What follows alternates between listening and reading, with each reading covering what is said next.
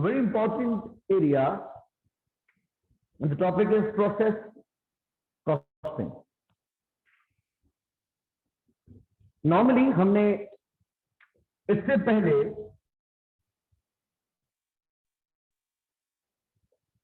जो कॉस्टिंग पढ़ी है that is standard costing. Standard costing में हम प्री डिटरमिन करके रखते हैं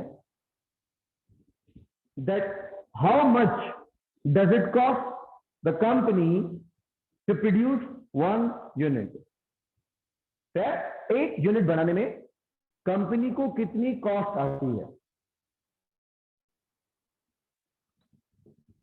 तो ये कॉस्टिंग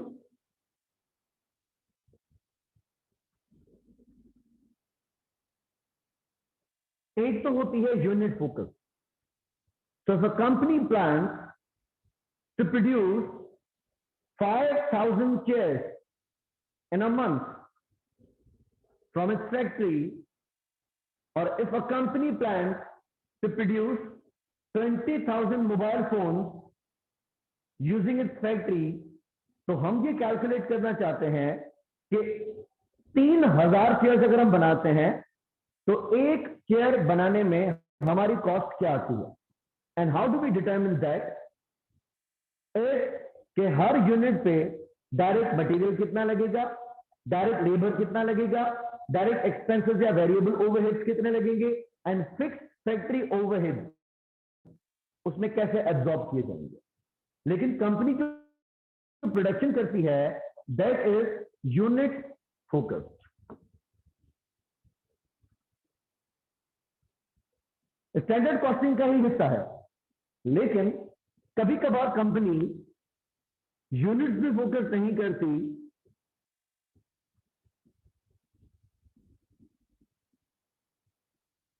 बल्कि टाइम फोकस चलती है.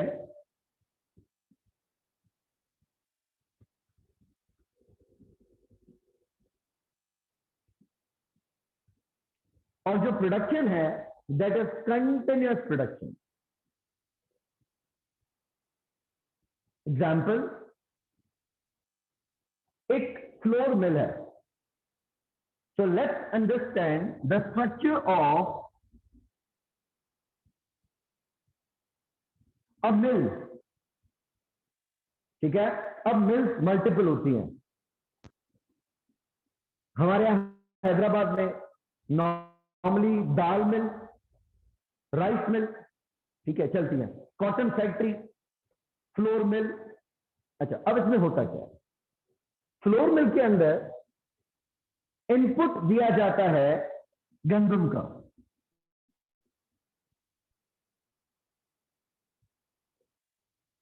ठीक है, ग्रेन. इनपुट किसका दिया जाता है, गंदम का, व्हीट. इस व्हीट को फ्लोर मिल में डाला जाता है और प्रोसेस किया जाता है. हम जब इसको मल्टीपल प्रोसेसेस से गुजारते हैं तो प्रोसेस होने के बाद हम इस गंदम में से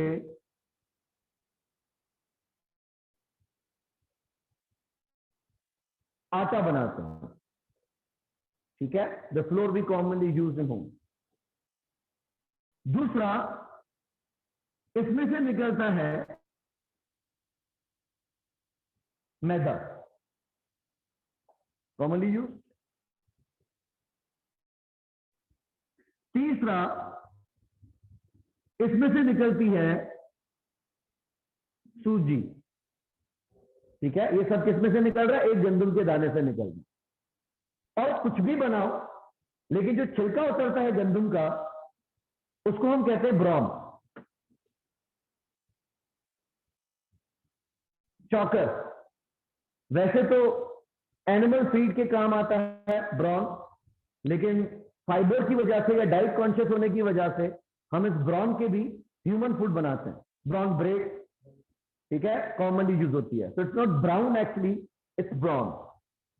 people refer as brown bread. It's not brown. The colour might be brown, but it's not brown actually, it's brown bread. अच्छा, अब फ्लोर मिल में टारगेट ये नहीं रखा जाएगा कि इस शिफ्ट में या आज के दिन में या इस हफ्ते में या इस महीने में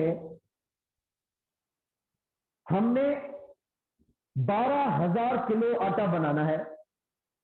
टारगेट ये नहीं रहेगा कि इस महीने हमने 2,000 बैग आटा बनाना है, ये नहीं रहेगा। इसमें हम यूनिट्स पे फोकस नहीं करते, हम फोकस किस पे करते हैं? टाइम पे। लिहाजा क्या होगा, पाकिस्तान में सबसे बड़ा कॉन्स्टेंट हम देखेंगे कि बिजली की औकात क्या है। ठीक है, हमारी फ्लोर में डिसाइड करती है कि हम एक दिन में 8 घंटे की शिफ्ट चलाएंगे। हम एक दिन में 8 घंटे की शिफ्ट चलाएंगे, क्योंकि लेबर को जो पेमेंट की जाती है वो 8 घंटे की पेमेंट की जाती है। अगर आपने 8 घंटे से ज्यादा मिल चलाई तो लेबर को ओवर टाइम पे करना पड़ेगा, आपने लेबर को एक्स्ट्रा पे करना पड़ेगा। अब 8 घंटे की शिफ्ट के अंदर मशीन ऑन रहेगी, मिल चलती रहेगी। इनपुट में आप गंदम इनपुट किए जाएंगे, वीट इनपुट किए जाएंगे। अब वो मल्टीपल प्रोसेसेस से गुजरती है।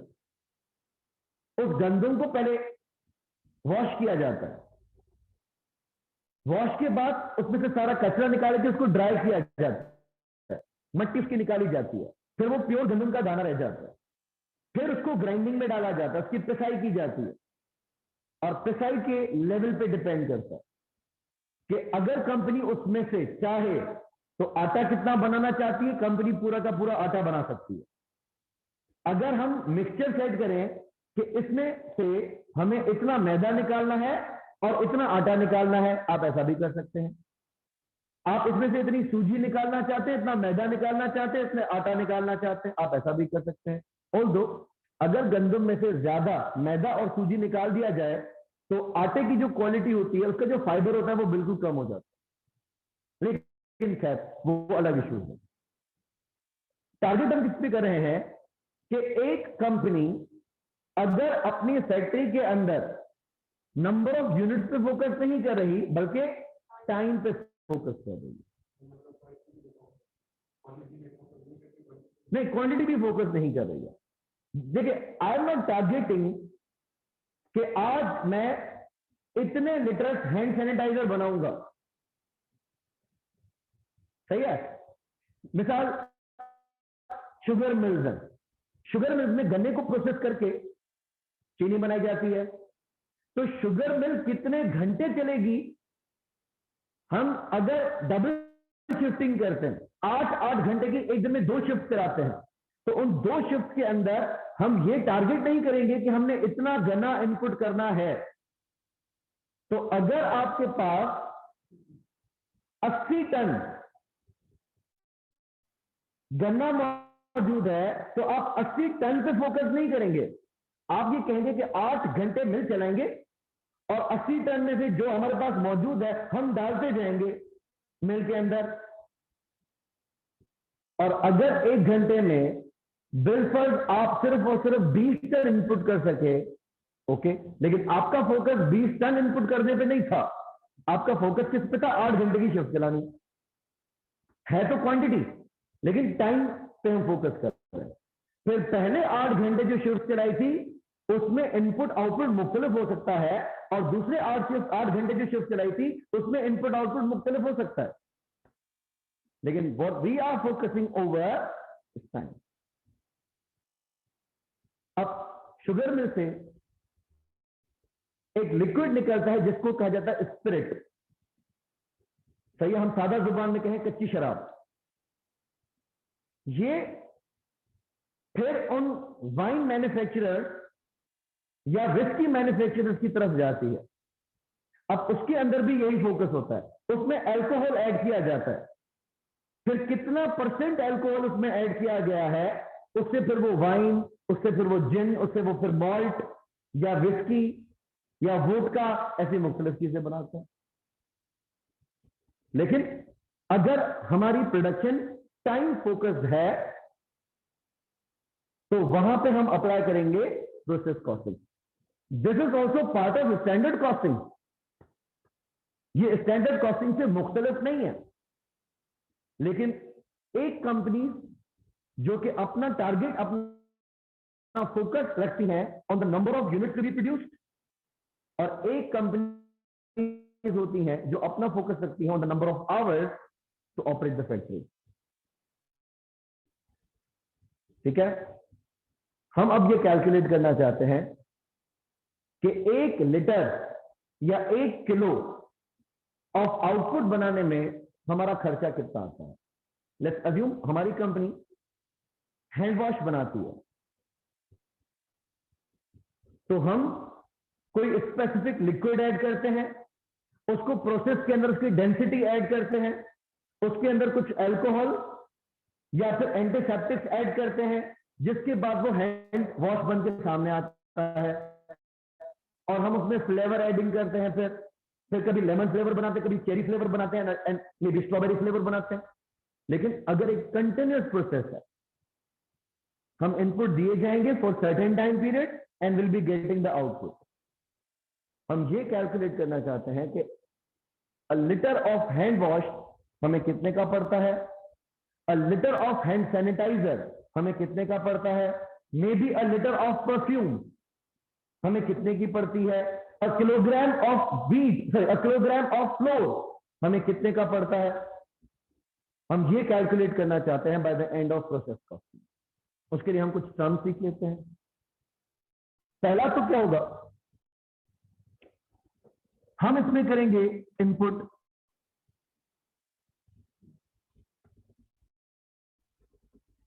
क्या किया जाएगा,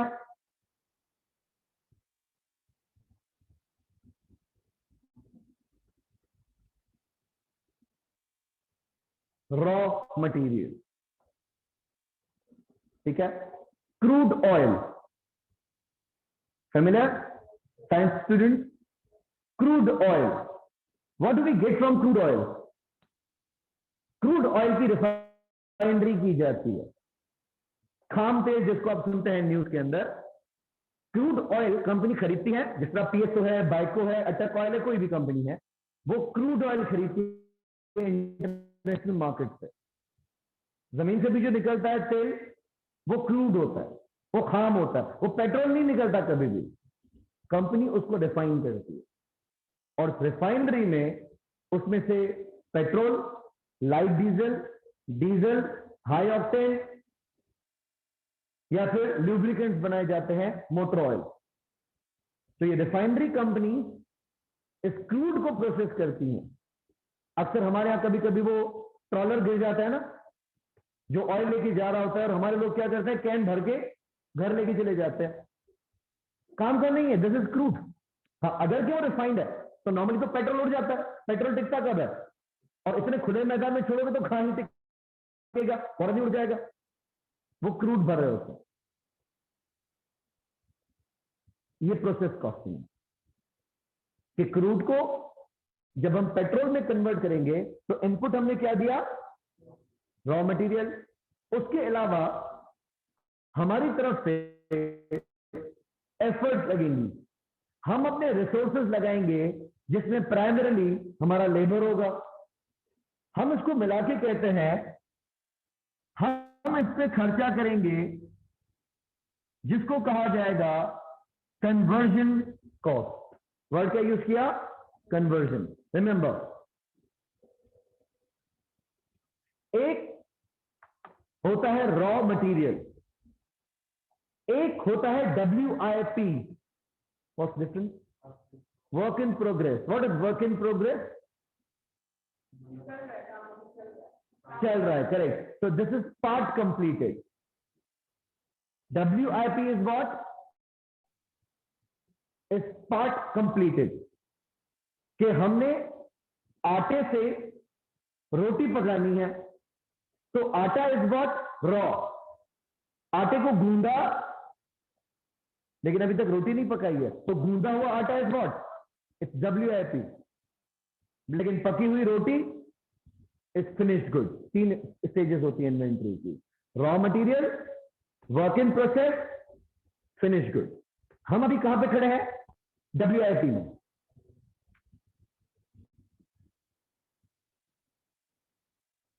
So at the beginning of this process, we get raw material.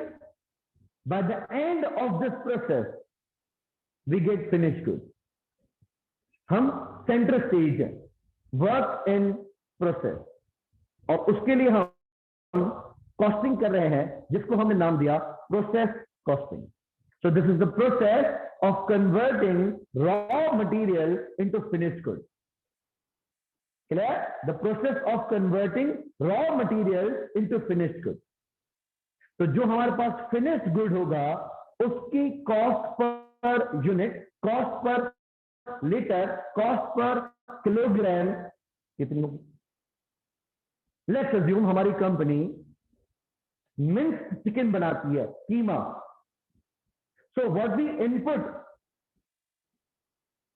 Is chicken. हमारी मिंसिंग मशीन है, और मिंसिंग मशीन के आखिर में we get finished good, that is minced mutton या minced meat या minced chicken कीमा. ठीक है, हम ये कैलकुलेट करना चाहते हैं कि जो मिंस्ड कीमा है वो 1 kg हमें कितने का पड़ता है. टॉकिंग ऑनेस्टली, अगर मैं बोन्स के साथ चिकन खरीदूं और बोनलेस चिकन खरीदूं, क्या रेट पर केजी सेम होगा? नो. क्यों? Why different? यस, क्योंकि पूरा का पूरा गोश्त ही होगा, जबकि वहां तो आप हड्डियों के भी पैसे दे रहे हैं. स्टिल जो चिकन को वेट किया जाता है, तोला जाता है, वो कब किया जाता है? वो उसको काटने खत्म करने के बाद नहीं किया जाता. हाँ, उसको एक स्टेज पहले सिर्फ उसके पंख हटा देते हैं और हम तोलते हैं कि भाई ये देखो 2 किलो हो गया, लेकिन हम जो घर लेके जाएंगे वो 2 किलो होगा. पैसे हम पूरे के देते हैं. Now what's happening? इनपुट दिया, उस पर हम लगाएंगे कन्वर्जन कॉस्ट. कन्वर्जन कॉस्ट में क्या क्या आएगा? कन्वर्जन कॉस्ट में एक तो आएगा डायरेक्ट लेबर, और दूसरा आएगा फैक्ट्री ओवरहेड.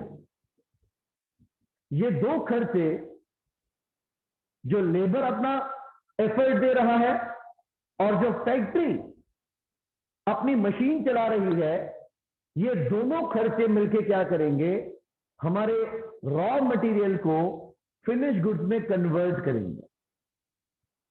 इसलिए हम इनको क्या नाम देते हैं? Conversion cost.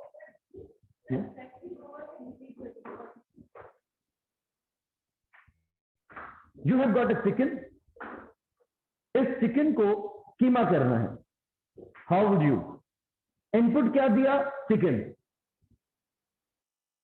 जो बुचर होगा, जो उसको काटेगा, वो लेबर है. तो लेबर उस चिकन को कीमा करने में कुछ एफर्ट करेगा. लेबर को जो आप पे करेंगे, that is your direct labour. लेकिन कीमा उसका लेस से वो बुचर नहीं बनाता, ऑल्दो मैन्युअली होता है. लेकिन हमारे पास मिंसिंग मशीन है. ग्रॉसर्स पे हम देखें, या आई बिलीव दाऊद पे भी इनके पास एक मिंसिंग मशीन है.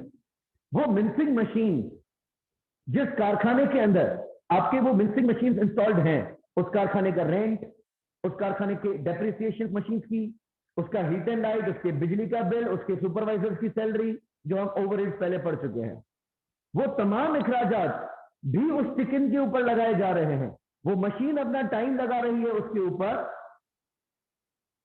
to convert a piece of chicken, a live chicken, into minced meat. तो जो फैक्ट्री ओवरहेड्स है, जो मशीन टाइम अपना लगा रही है, वो भी उस रॉ को फिनिश गुड्स में कन्वर्ट करने में एफर्ट कर रही है. हाँ, लेकिन एक बात तो हम समझ सकते हैं कि लेबर कितना भी काम करे, क्या वजन में इजाफा कर सकता है? नो. लेबर कितना भी काम करे, क्या उसका वजन बढ़ा सकता है? नहीं. वजन बढ़ाएगा रॉ मटेरियल. अगर मैं मटेरियल ऐड कर रहा हूं, but how do we do? अगर आपको 40 किलो बिरयानी बनानी है, तो क्या उसके लिए 40 किलो चावल डालोगे? 30 किलो? नो, नहीं। अगर आपको 40 किलो की बिरयानी बनानी है तो चावल आप 8 किलो डालेंगे बस। यस। तो आप उसमें चिकन भी ऐड करेंगे, स्पाइसेस ऐड करेंगे, लेकिन जो राइस होता है उसका इतना बड़ा इनपुट नहीं दिया जाएगा। वो जब पानी में डाला जाएगा, भिगोते हैं ना पहले, तो वो नेचुरली उसका वजन बढ़ जाता है। The same case happens with the wheat. गांव में, हमारे दौर में तो ऐसा होता था, शहजाद इतनी ज्यादा चिकन, 20 किलो चिकन, 10 किलो चावल, चलो ठीक है, मजा आएगा खाने में, अच्छी इसकी बिरयानी बन जाएगी। गांव में क्या किया जाता था कि अगर मेरे पास 40 किलो गंदम है, या चलो कीप इट इजी, 10 किलो गंदम है, आपकी फ्लोर मिल है, चक्की है, चक्की समझते हैं ना, ठीक है, एक छोटी सी मिल होती है। मैं आपको 10 किलो गंदम दूंगा एट नो एक्स्ट्रा कॉस्ट, आप मुझे 10 किलो आटा देंगे। बार्टर होता ही है, अभी भी होता है। लेकिन मैं बचपन से सोचता था कि ये चक्की का मालिक बड़ा अच्छा बंदा है, मैं अगर उसको 10 किलो रॉ मटेरियल दे रहा हूं, वो मुझे 10 किलो आटा दे रहा है। हालांकि छिलका भी तो उतरेगा, लेकिन गंदम के अंदर भी सेम केस होता है। गंदम को जब वॉश किया जाता है, उसका वेट बढ़ जाता है। तो 100 केजी गंदम में से 100 केजी आटा नहीं निकलेगा, ज्यादा निकलेगा। Let's discuss further. तो इनपुट में हमने दिया raw material, conversion cost,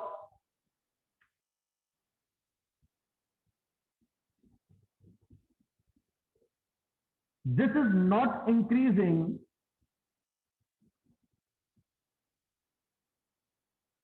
quantity, understanding, ये वजन में इजाफा नहीं कर रहे,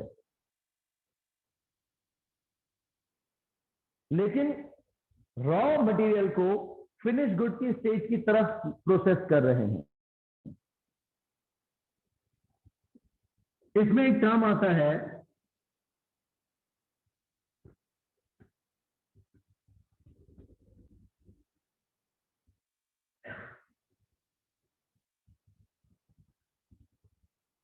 नॉर्मल लॉस। और जो हम पहले डिस्कस कर चुके हैं एक बार, but if you remember what's normal loss? Expected loss.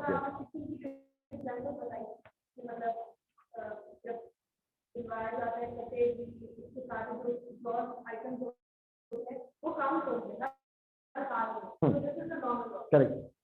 Normal loss is basically loss that is part of the process, ठीक है।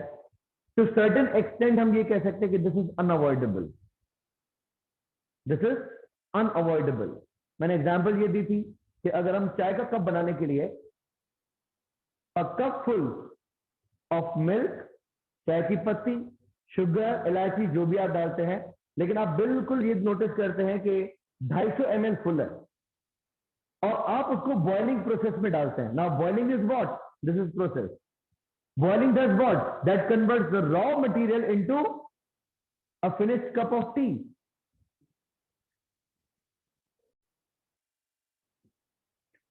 तस्नीम, आपकी तरफ से क्वेश्चन मैंने अभी जस्ट रीड किया, because I am not having the laptop today.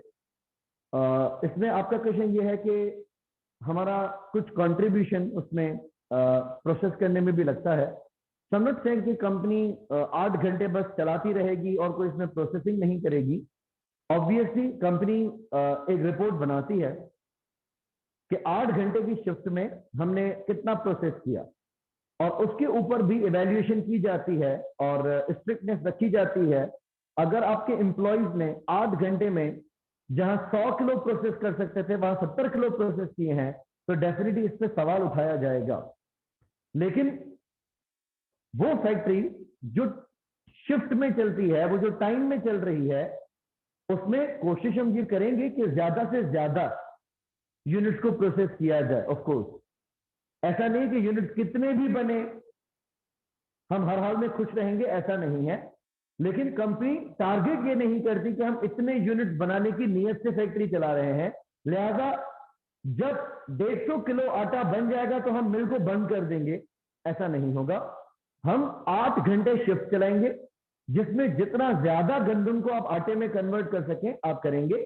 लेकिन target ये नहीं होगा कि जैसे ही हमने बिल पर 1500 किलो आटा बनाया, हम लेबर को बोलेंगे बेटा जाओ घर, टाइम हो गया।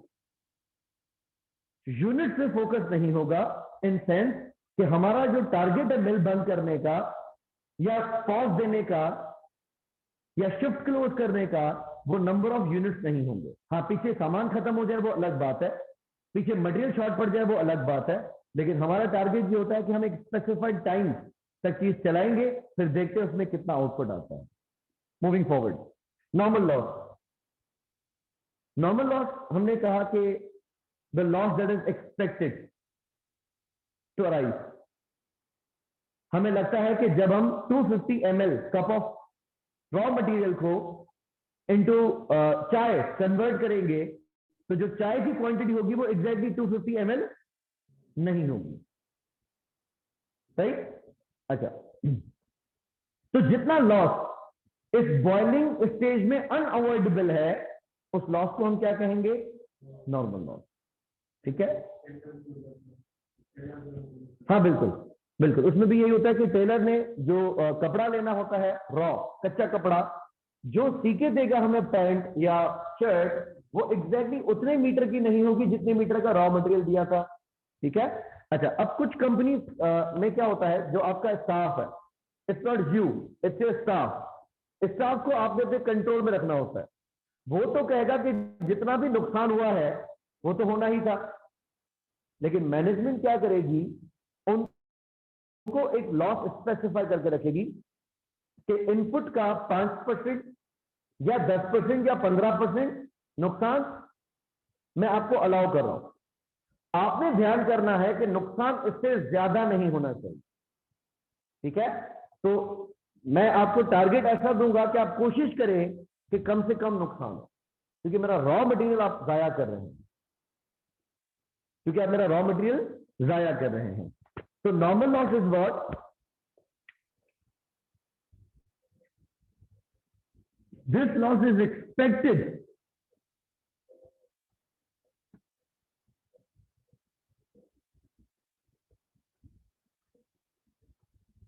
And allowed. आप प्रोडक्शन मैनेजर है, गोल्ड है, आप जब कोई ज्वेलरी आइटम बाय करते हैं सुनार से, वजन कब करवाया जाता है उसका? अगर आप रिंग बाय कर रहे हैं, तो जब आप रिंग बाय करेंगे गोल्ड स्मिथ से, पैसे किस हिसाब से दिए जाएंगे? गोल्ड के रेट के हिसाब से। और यह देखा जाएगा कि जो रिंग आपको दी जा रही है वो कितने ग्राम्स की है। नॉर्मली हम जो गोल्ड का रेट रखते हैं वो फी तोला रखते हैं, 12 ग्राम या 11 पॉइंट सम ग्राम। वो क्या करता है, उसके पास बिल्कुल एक कवर्ड वेट मशीन होती है जिसमें एयर का प्रेशर भी नहीं आता, वो उसको शीशे में बंद कर रखते हैं, क्योंकि अगर हवा का प्रेशर भी आ गया तो भी एक आध ग्राम आगे पीछे हो गया, 1 ग्राम महंगा होता है, गोल्ड है, वो उसको तोलता है।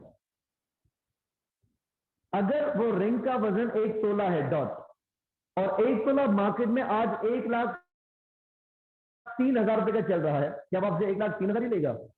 You have experience right? क्या लेगा आपसे? यस, पहला वो आपसे लेगा मेकिंग। मेकिंग समझ में आती है कि उसके पास जो गोल्ड आया होगा वो रिंग के फॉर्म में तो नहीं आया होगा, उसके पास तो बिस्किट होगा।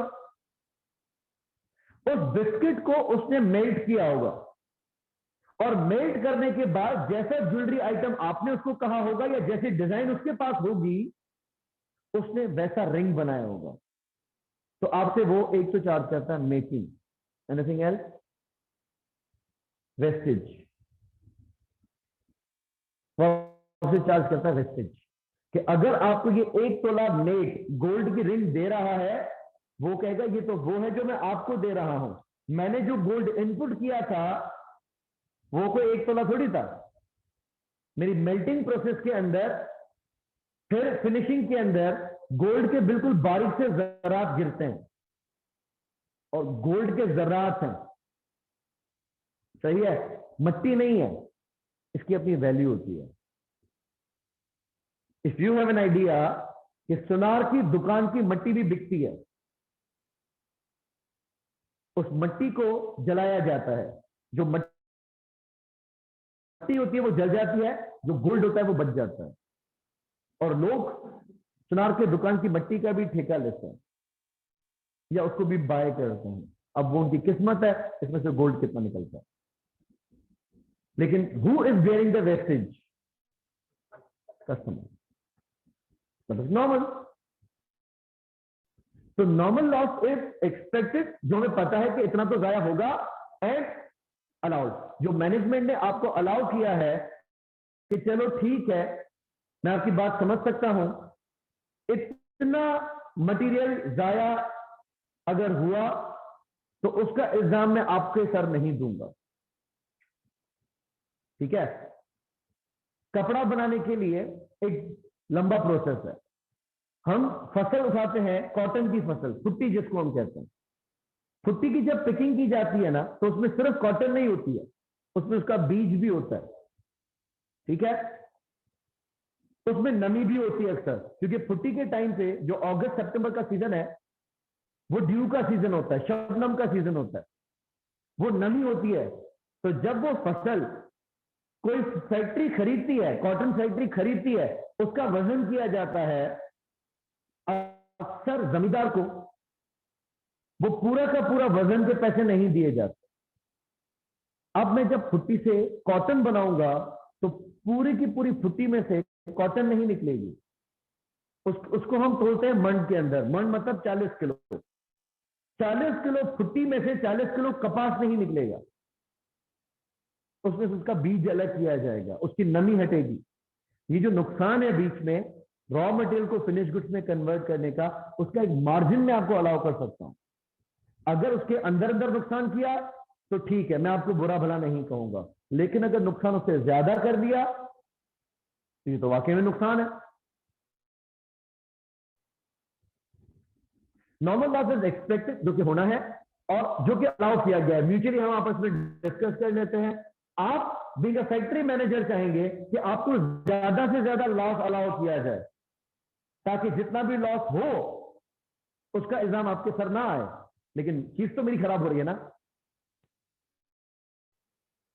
चीज तो मेरी खराब हो रही है, तो मैं कोशिश करूंगा कि मैं आपको जो लॉस अलाउ करूं वो कम से कम। तो हम डिस्कस करके एक अलाउ कर देंगे। सो this is the loss that is expected and allowed to be wasted.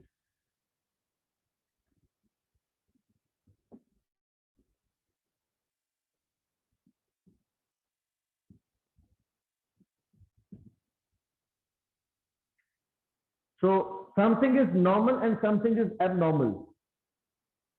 Abnormal is what? That is not normal. That was not expected. ठीक है? Now what abnormal is possible? अगर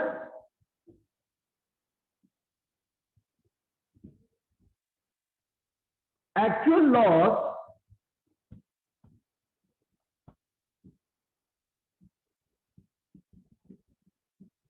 is more than normal loss.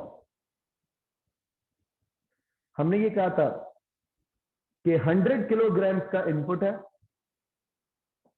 जिसमें से 8% of input जाया हो जाएगा। Input कितना है? 100 किलो, और 100 किलो में से 8% ऑफ इनपुट, 100 का 8%, 8 हमने कहा कि जाया हो जाएगा।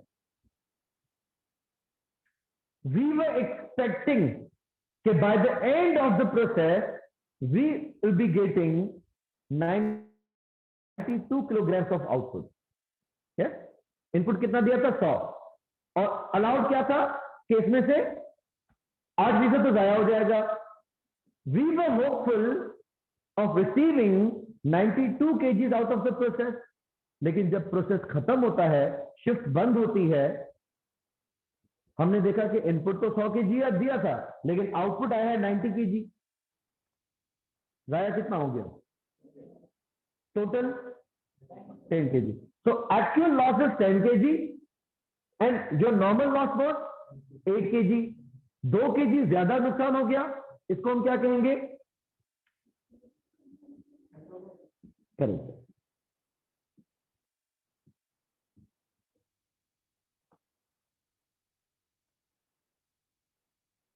ठीक है, इसको हम कहेंगे एबनॉर्मल लॉस। आपस की बात है, who should bear the loss of abnormal loss? Company. Customer को एक लिमिट तक आप चार्ज कर सकते हैं, लेकिन अगर ज्यादा नुकसान हो गया तो सारा का सारा नुकसान आप कस्टमर को पास ऑन नहीं कर सकते। नॉर्मल लॉस यूनिट को चार्ज किया जा सकता है, इन्वेंट्री को चार्ज किया जा सकता है, लेकिन एबनॉर्मल लॉस इन्वेंट्री को चार्ज नहीं किया जा सकता। दूसरी पॉसिबिलिटी ये भी तो है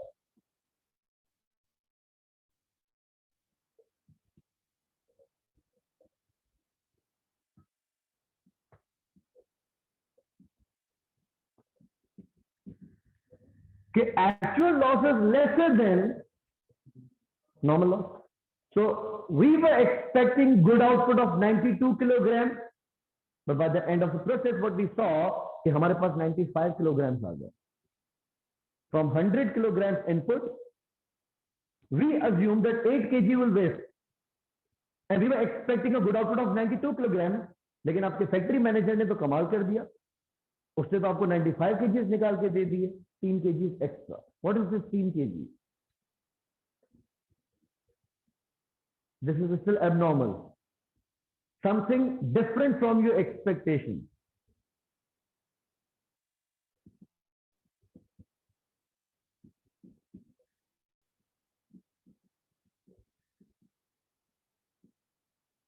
is what this is abnormal. तो अगर आपका नुकसान, अगर आपका लॉस एक्सपेक्टेशन से ज्यादा हुआ है तो उसको एबनॉर्मल लॉस कहा जाएगा, और अगर आपका नुकसान कम हुआ है, कहा इसको भी एबनॉर्मल जाएगा,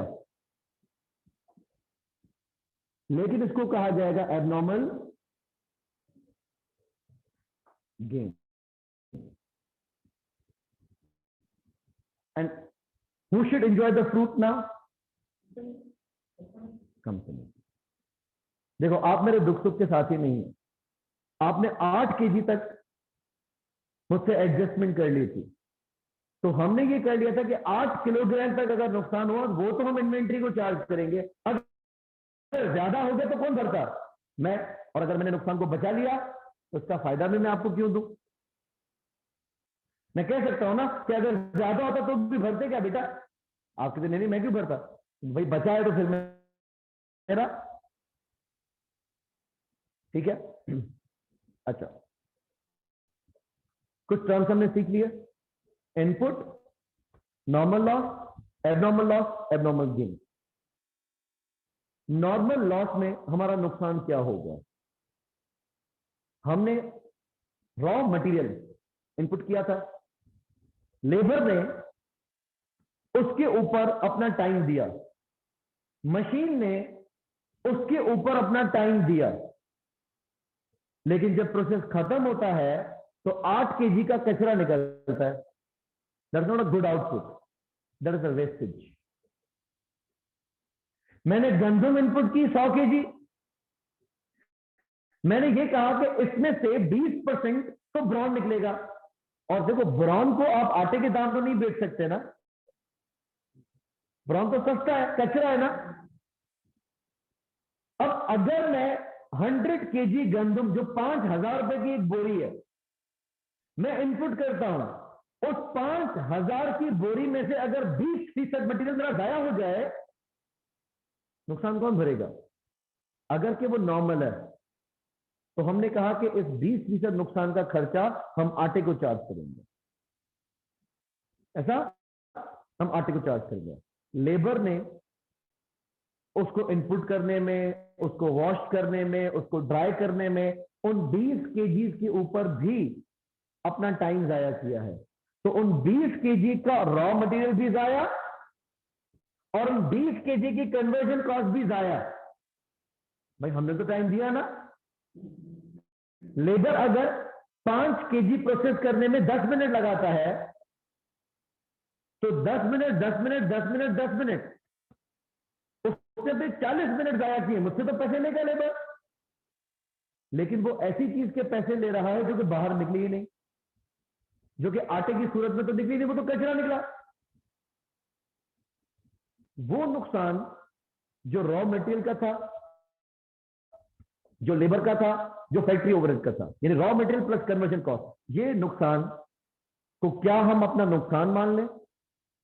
नहीं। Normal loss is not actually a loss. तो हम क्या करेंगे? जो नॉर्मल लॉस का खर्चा है वो हम गुड आउटपुट को, इन्वेंट्री को चार्ज कर देंगे। ठीक है, कॉन्सेप्ट समझ दिया? अब फॉर्मूलाज की तरफ आते हैं।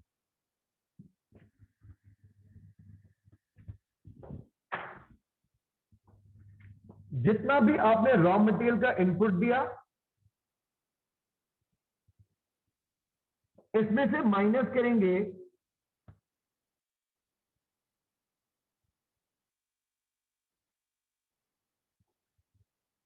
Normal loss. इनपुट में से जो नॉर्मल लॉस निकलेगा इसको हम कहेंगे एक्सपेक्टेड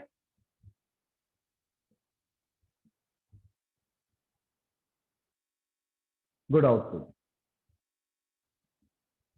इजी वर्डिंग क्या यूज कर रहे हैं? Expected good output. हाँ, बाद में हम इसको कंपेयर करेंगे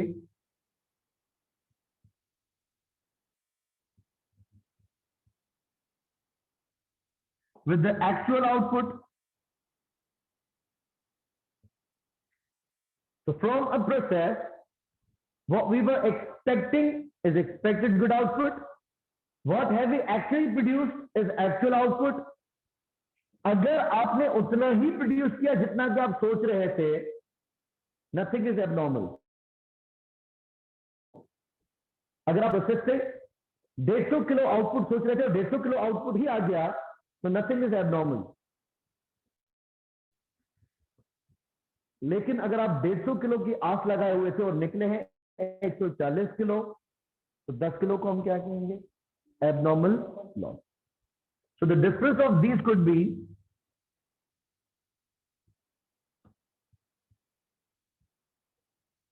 एबनॉर्मल लॉस और एबनॉर्मल गेन।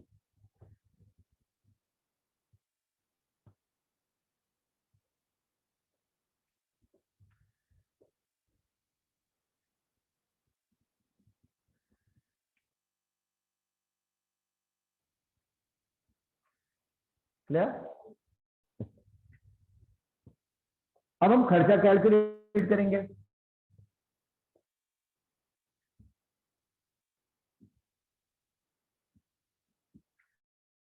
प्रोसेस में खर्चा कौन कौन सा होगा?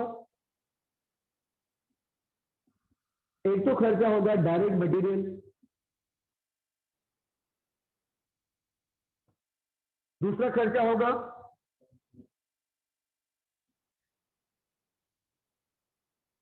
डायरेक्ट लेबर, और तीसरा खर्चा होगा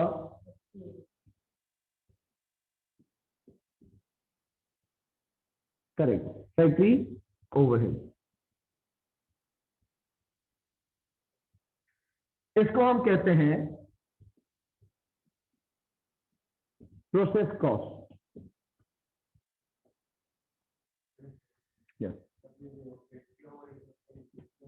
मिक्स, मैं इसलिए वर्ड यूज कर रहा हूं फैक्ट्री ओवरहेड। इसमें वेरिएबल फैक्ट्री ओवरहेड भी शामिल है, इसमें फिक्स फैक्ट्री ओवरहेड भी शामिल है। लेकिन फिक्स वो जो एब्जॉर्ब होता है, एक्चुअल अभी हमें पता नहीं होगा। एक्चुअल हमें बिल्कुल लास्ट में पता चलेगा।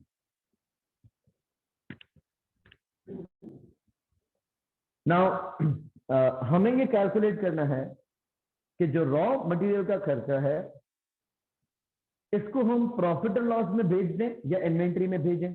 ठीक है, कंफ्यूजन समझना कि हम किसी भी खर्चे को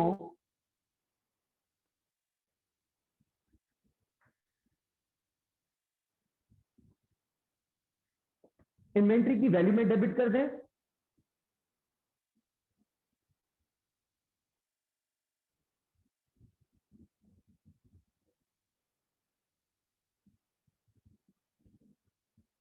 या फिर उसको इमीडिएटली एक्सपेंस आउट कर दें।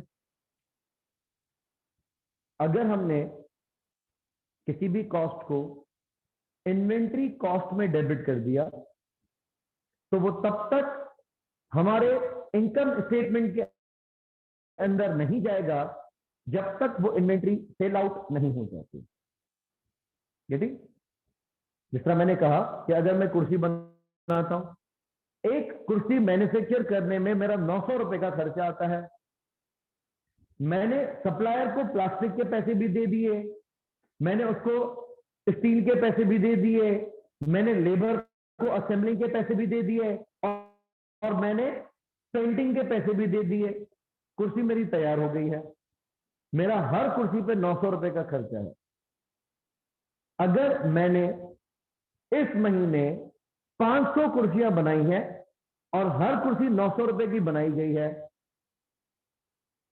तो ये खर्चा मैं इस साल एक्सपेंस आउट कर दूं या इन्वेंट्री में रखूं। अगर मैं कहता हूं कि मैंने 500 कुर्सियां बनाई तो हैं लेकिन इसमें से बिकी एक भी नहीं है अभी तक, मान लेते हैं मार्च के महीने में मैंने 500 कुर्सियां बनाई हैं 4.5 लाख रुपए में, लेकिन मैंने अभी एक भी बेची नहीं है, तो जब मैं मार्च का प्रॉफिट और लॉस बनाऊंगा, जब मैं मार्च की इनकम स्टेटमेंट बनाऊंगा, आपका क्या मशवरा है कि 4.5 लाख रुपए मैं बैलेंस शीट में इन्वेंट्री करके रखूं या इनकम स्टेटमेंट में एक्सपेंस दिखा दूं? इन्वेंट्री कॉन्सेप्ट ये कहता है कि जब तक ये कुर्सियां बिकती नहीं तब तक आप उसको बैलेंस शीट में दिखाएं, और इसको मैं प्रॉफिट लॉस में इनकम स्टेटमेंट में कब लेके जाऊंगा? जब ये कुर्सियां सेल आउट होंगी। यानी ये अल्टीमेटली किस में जाएगा? इन्वेंट्री बनने के बाद ये बाद में जाएगा कॉस्ट ऑफ गुड सोल्ड, लेकिन कब? करेक्ट।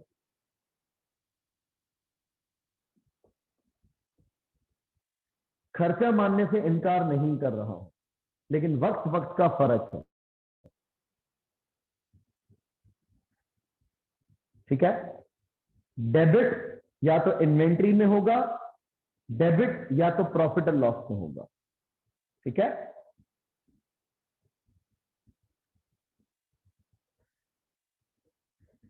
हम क्या करेंगे?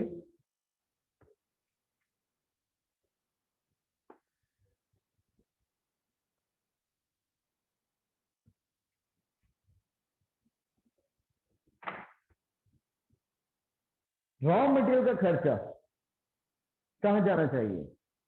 प्रॉफिट एंड लॉस में या इन्वेंट्री की वैल्यू में? रॉ मटेरियल का खर्चा अब क्या करते हो? प्रॉफिट लॉस में भेजते हैं कि इन्वेंट्री की वैल्यू में भेजते हैं? डायरेक्ट मटेरियल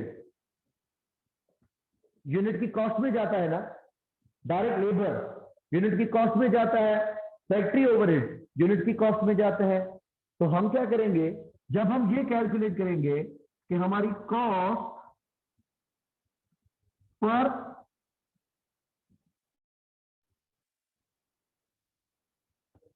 यूनिट कितनी है, एक यूनिट को, 1 किलोग्राम को, 1 लीटर को प्रोसेस करने में हमारा कितना खर्चा आता है, इसको कैलकुलेट करने के लिए हम रखेंगे अपनी स्टैंडर्ड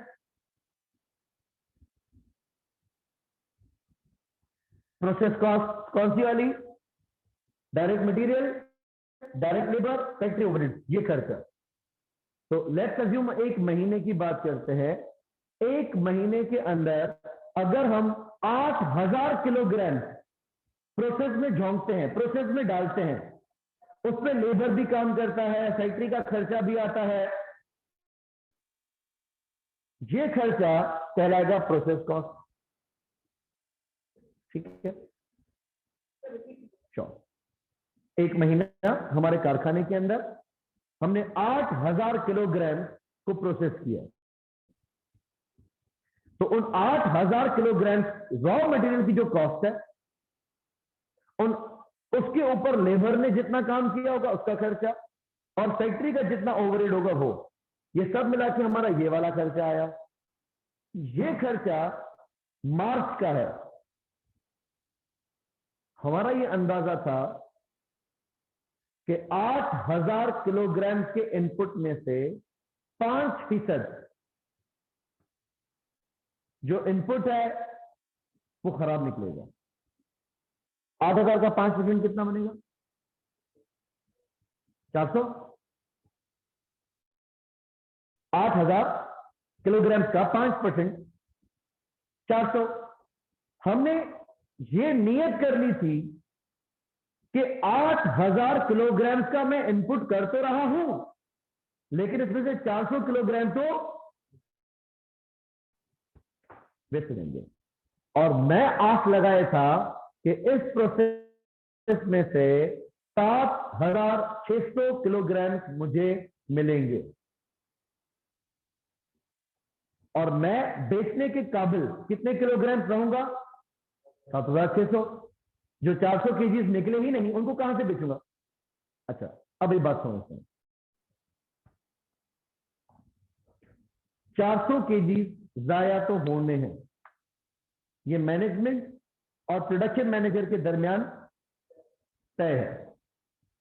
इन 400 केजीज के रॉ मटेरियल का खर्चा, इस पे लेबर या कन्वर्जन कॉस्ट का नुकसान कौन भरेगा? कंपनी या इन्वेंट्री? नॉर्मल लॉस है। नॉर्मल लॉस का खर्चा इन्वेंट्री की कॉस्ट में जाएगा,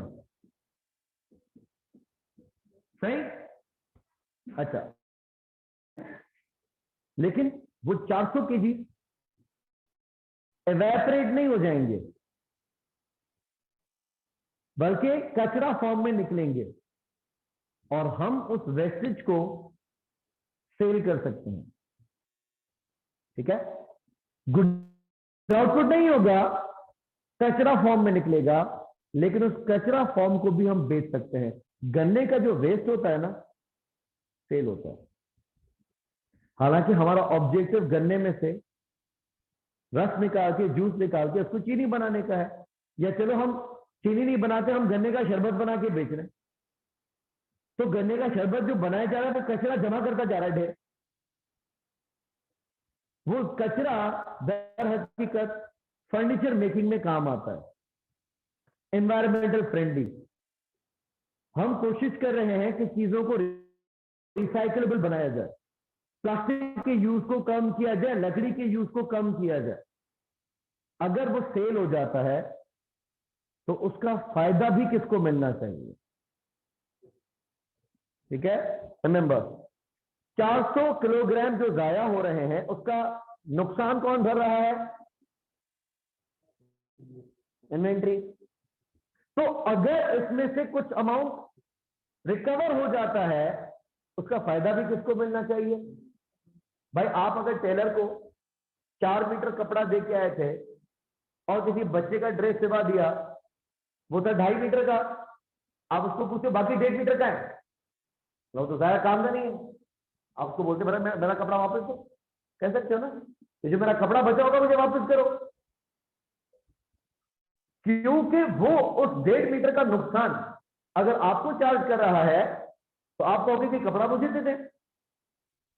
हम गोल्ड स्मिथ को, सुनार को ये भी तो कह सकते हैं कि जो रेसिपी आप मुझे चार्ज करे उसको भी तो बेचा होगा आपने। ठीक है? तो हमने देखो क्या करना है, हमने जितना खर्चा किया प्रोसेस कॉस्ट, इसमें से माइनस करेंगे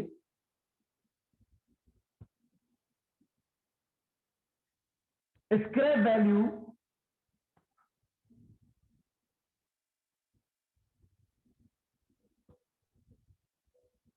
of normal loss. Scrap value समझते हैं ना, कि जो चीज वेस्ट हो रही है, अगर उस वेस्टेज को मैं डिस्पोज ऑफ कर सकता हूं और वहां से भी मुझे कुछ पैसे मिल जाएंगे, तो स्क्रैप का बेनिफिट मैं प्रॉफिट और लॉस में नहीं भेजूंगा, वो मैं इन्वेंट्री की कॉस्ट में से माइनस कर, और इसको हम डिवाइड कर देंगे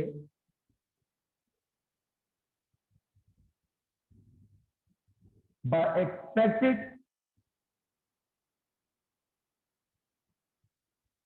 गुड आउटपुट, और इससे आ जाएगी हमारी cost per unit.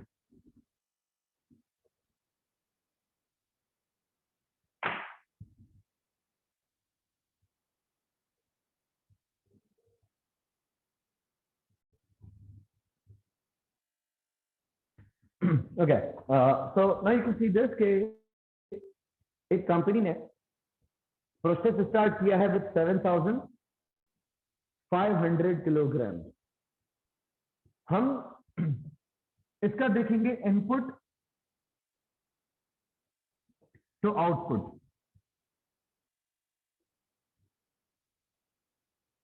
Case A, process में इनपुट कितने केजीज किए गए हैं? 7,500, करेक्ट। क्या सोचा था? 5% of input was expected to be wasted, यानी हमने ये सोचा था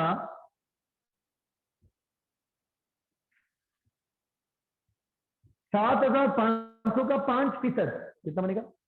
375।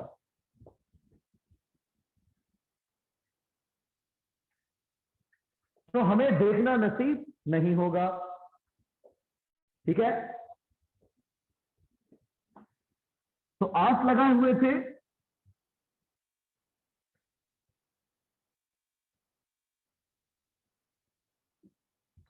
एक्सपेक्टेड आउटपुट की। अगर आपको पता था कि हमने 7,500 का इनपुट दिया है जिसका 5% जाया होना है, तो बाहर क्या आता?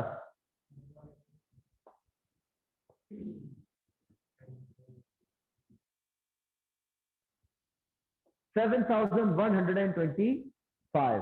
This is what you were expecting from the process. And part A में actual output कितना आया है? 7,125. How much is abnormal? Nothing is abnormal, because चीजें एक्सपेक्टेशन के अकॉर्डिंग ही गई हैं। अगर वो एक्सपेक्टेशन से डेविएट करती थी तो एबनॉर्मलिटीज क्रिएट होती, इसमें एबनॉर्मल कुछ भी नहीं।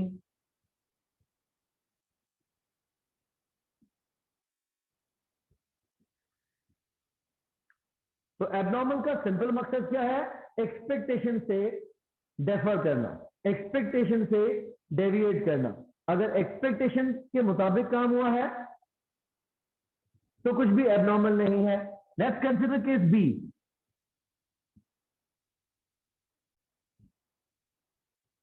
We started the process with input of 7,500 kilograms. What were you expecting? That 5% of this input is supposed to be wasted, 375. And we were expecting a good output of 7,100 but unfortunately by the end of the process you were able to produce 7,000 kilogram. क्या नुकसान उतना ही हुआ जितना कि आपने सोचा था? No, we have lost more than what we were expecting. कितना? 125। ज्यादा नुकसान है। इसको हम कहेंगे abnormal what? Loss. So let's be clear about this. Normal loss is never actual. Normal loss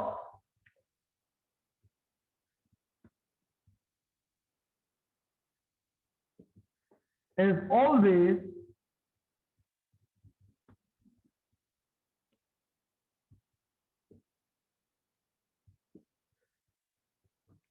expected.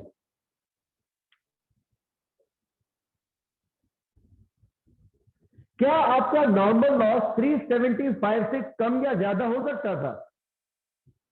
No. सी, अगर हमारा एक्चुअल आउटपुट 7200 आ जाता, अगर हमारा एक्चुअल आउटपुट 7200 आ जाता, आपने इनपुट कितना किया था? 7500, और आउटपुट कितना है? 7200। नुकसान कितना हुआ? 300 का। लेकिन नॉर्मल लॉस कितना कहलाएगा? हम बोलेंगे क्या कह रहे हैं, हुआ ही नहीं है। हाँ, आप ये नहीं कहेंगे कि नॉर्मल लॉस ही 300 का हुआ है, आप ये कहेंगे कि नॉर्मल लॉस तो 375 का ही है। जो 75 का नुकसान नहीं हुआ वो एबनॉर्मल गेन माना जाएगा। तो नॉर्मल लॉस 375 से ना ज्यादा हो सकता है ना कम हो सकता है। तो एक्चुअल लॉस अगर ज्यादा हुआ भी तो वह एबनॉर्मल लॉस एबनॉर्मल बन जाएगा, अगर कम भी हुआ तो वह एबनॉर्मल गेन बन जाएगा। लेकिन नॉर्मल लॉस हमेशा हमेशा एक्सपेक्टेड ही रहेगा। नॉर्मल लॉस ना 375 से ज्यादा मुमकिन है ना 375 से कम मुमकिन है। अगर नुकसान ज्यादा हुआ तो वो एबनॉर्मल लॉस माना जाएगा, अगर कम हुआ तो वो एबनॉर्मल गेन माना जाएगा। लेकिन नॉर्मल लॉस 375 से ना ज्यादा हो सकता है ना कम। So the normal loss is never actual, it's always okay। अच्छा, दूसरा हम कैलकुलेट करते हैं अपनी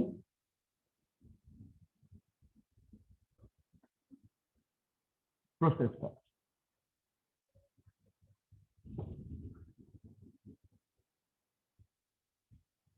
प्रोसेस कॉस्ट कितनी कैसी है?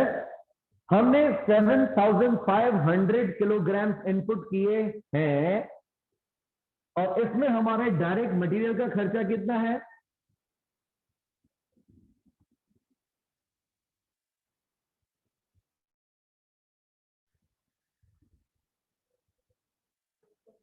$1.5 मिलियन। तो हमने इस प्रोसेस पे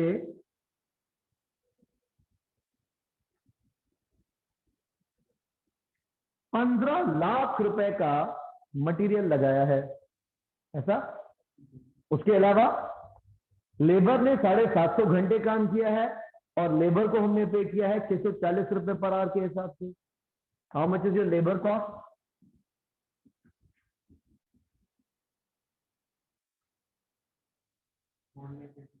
4,80,000।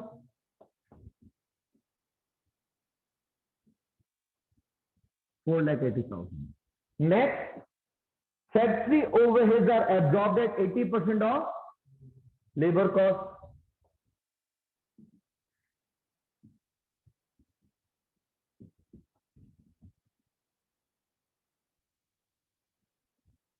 How much is that? 3,84,000।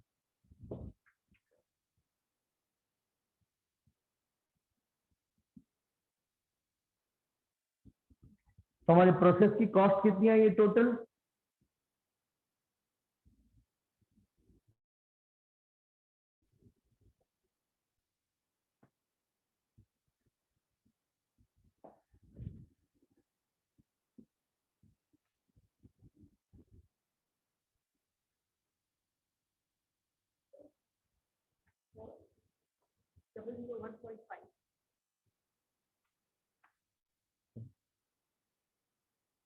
हाँ, 1.5।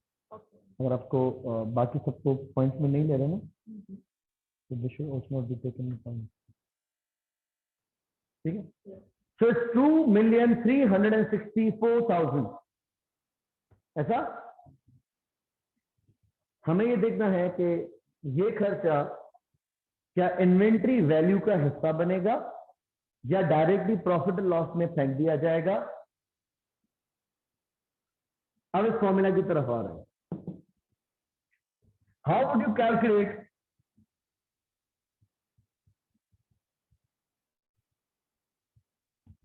the cost per unit? Process पे इस साल कितना खर्चा किया गया है? 23,64,000।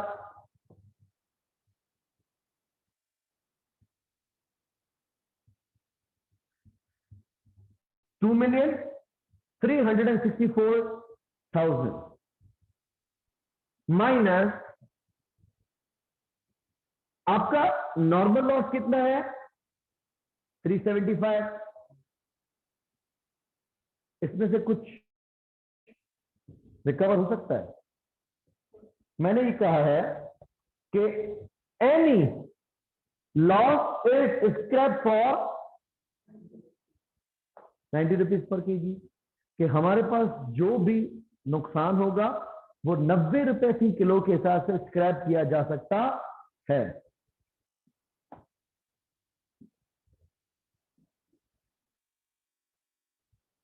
फोकस केस ए, मेरा लॉस हुआ कितना है? केस ए मेरा लॉस हुआ कितना है? 375 और होना कितना था? 375। तो नथिंग इज एबनॉर्मल। मैं कितने केजीज बेच सकता हूं? 375। ठीक, जाया। केस बी, मेरा नुकसान हुआ कितना है? आप यू देख सकते हैं 7,500 का इनपुट था और 7,000 का आउटपुट है 500, यस, जिसमें से 375 was normal and 1 to 5 is abnormal. मैं कितने केजीज बेच सकता हूं? 500 स्क्रैप। लेकिन ध्यान देना 375 केजीज जो नॉर्मल है, इनका नुकसान कौन भरने वाला है? इन्वेंट्री या कंपनी? जो 375 नॉर्मल लॉस है, क्या आप उसको अपना लॉस मान रहे हो? आप बोलेंगे नहीं, ये तो होना था। और जो चीज पहले से पता होती है उस पर कभी अफसोस तो नहीं होता ना। तो उतने ही मार्क्स आ जाए जितने आप एक्सपेक्ट कर रहे थे। 15 में से 15 आप एक्सपेक्ट भी नहीं कर रहे थे, तो चलेगा ना? ठीक है, गेटिंग माय पॉइंट? 375 किलोग्राम को क्या आप अपना नुकसान मानते हो? नहीं। तो वो खर्चा जो इन 375 के ऊपर आपका यूज हुआ है, ये आप किसको चार्ज कर रहे हैं? ये हम इन्वेंट्री को चार्ज कर रहे हैं। तो अगर उन 375 की डूबी कश्तियों में से कोई कीड़े निकल आए, भाई कश्ती तो डूबी हुई है लेकिन उसमें से 90 रुपए फिर भी निकल गए, तो फायदा भी किसको लेना चाहिए? इन्वेंट्री को। अगर के 375 किलोग्राम के नुकसान का नुकसान प्रॉफिट और लॉस भरता था, तो फायदे का फायदा भी प्रॉफिट लॉस को देते थे हम।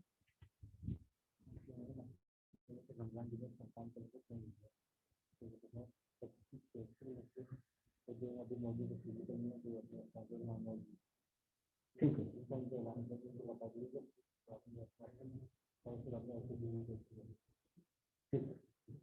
पेज का नाम ठीक है। HEC मतलब जो हायर एजुकेशन, यार ना रैबिट का अलग टाइम होगा ना, रैबिट के पेज पे ना। सही है, सही है।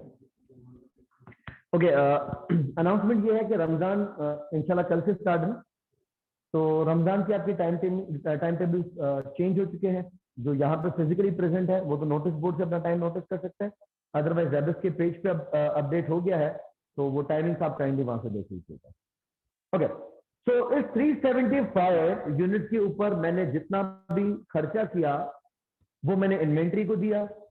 तो अगर इसमें से कुछ रिकवरी हो जाएगी तो वो फायदा भी इन्वेंट्री को देना चाहिए, ऐसा। और मुझे इसमें से फायदा कितना हो सकता है? 375 मल्टीप्लाई बाय 90 में बेच रहा हूं, रिपीट करना।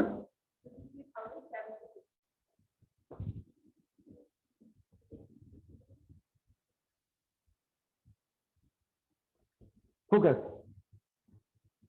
23,64,000 रुपए का मैंने खर्चा किया है, जिसमें से 33,750 मैं स्क्रैप करके रिकवर कर सकता हूं। तो इसको मैं अपनी प्रॉफिट एंड लॉस में इनकम नहीं मानूंगा, बल्कि कॉस्ट में से ही नेट ऑफ कर दूंगा। वजह समझ रहे हैं? क्योंकि 375 यूनिट्स का नुकसान मैंने नुकसान नहीं माना, तो उसमें से हासिल होने वाले फायदे को भी मैं फायदा नहीं मान सकता। उसको मैंने क्या किया? इन्वेंट्री कॉस्ट को रिलीज कर दिया। Case B, focus. Case B में एक्चुअल लॉस कितना है?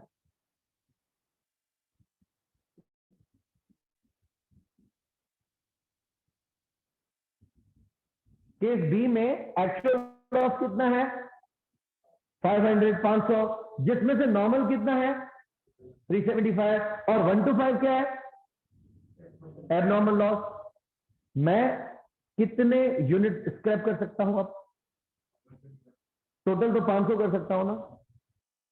इसमें से क्या 500 के 500 यूनिट की स्क्रैप वैल्यू का रिलीज मैं इन्वेंट्री को दे दूं? नो। ध्यान देना, इन्वेंट्री नुकसान कितने यूनिट का भर रही है? 375 का। तो स्क्रैप वैल्यू भी कितने की दूंगा? 1 to 5 यूनिट का नुकसान कौन भर रहा है? Profit loss company. तो उसका फायदा भी कौन उठाएगा? कंपनी। लिहाजा हमारे फॉर्मूला में प्रोसेस कॉस्ट में से स्क्रैप वैल्यू हमेशा किसकी माइनस की जाएगी? एक्चुअल लॉस बेशक ज्यादा हो कम हो, लेकिन रिलीफ हमेशा नॉर्मल लॉस का मिलेगा। इजी। तो इससे हमारे ये फॉर्मूला पे कोई फर्क नहीं होगा। डिवाइड किससे कर रहे हैं इसको? एक्सपेक्टेड गुड आउटपुट, जो कि हर सूरत 7125 ही रहना है। एक्चुअल लॉस ज्यादा हो जाए कम हो जाए, मेरा क्या? मैंने डिवाइड हमेशा किससे करना है? एक्सपेक्टेड गुड आउटपुट से। तो इसको हम डिवाइड करेंगे बाय 7,125 किलोग्राम। इस हिसाब से इस प्रोसेस की कॉस्ट पर यूनिट कितनी है? रिपीट करना। पॉइंट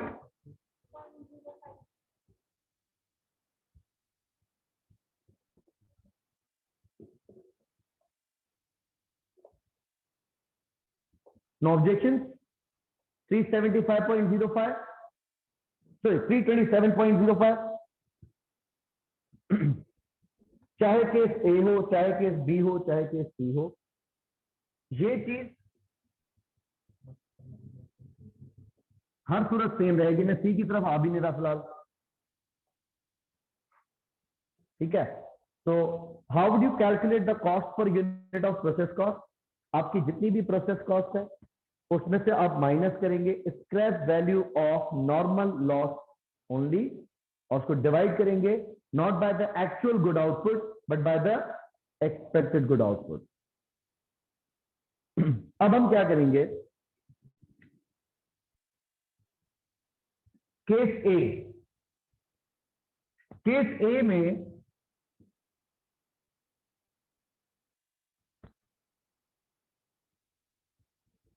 हम फिनिश गुड्स की वैल्यूएशन करेंगे। ठीक है। केस ए में हम फिनिश गुड्स की वैल्यूएशन करेंगे। केस ए में आपके पास फिनिश गुड्स हैं कितने? केस ए में फिनिश गुड्स कितने हैं? 7,125। हम रखेंगे एक्चुअल आउटपुट 7,125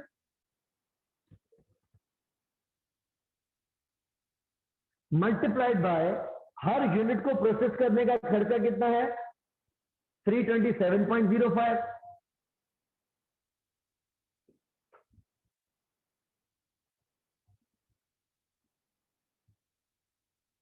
तो मेरी इन्वेंट्री की वैल्यू में कितना अमाउंट जाएगा?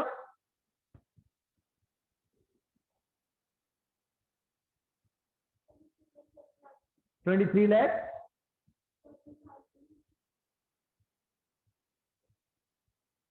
30,000 250, ये जाएंगे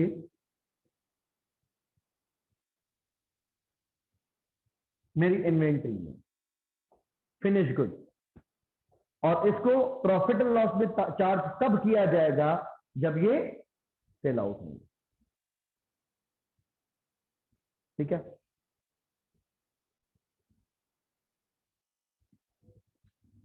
केस बी,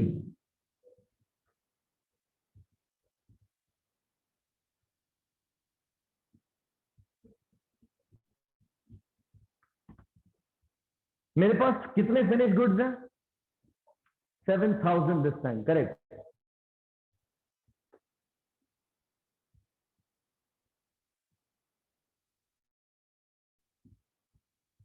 और यही है जो मैं बेच सकता हूं, इससे ज्यादा तो मैं बेच ही नहीं सकता, मेरे पास है ही नहीं।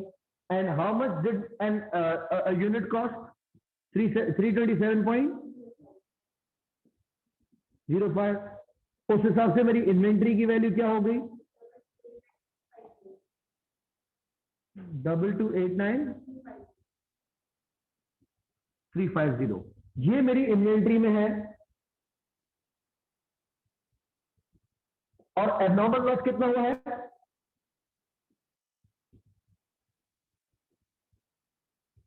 कितने यूनिट जरूरत से ज्यादा जाया हुए हैं?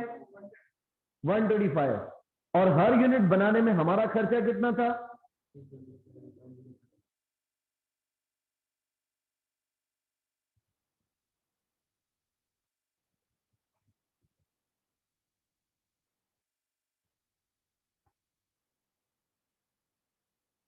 ठीक है, रिपीट करिएगा। Abnormal loss, I got 125 kilogram multiplied by 327.05।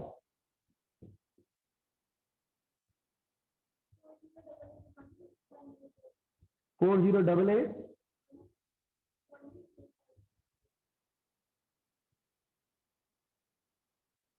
Sure? वैसे ऐसे आना तो नहीं चाहिए आंसर, ऐसे आ रहा है 327.05। ठीक है, ओके।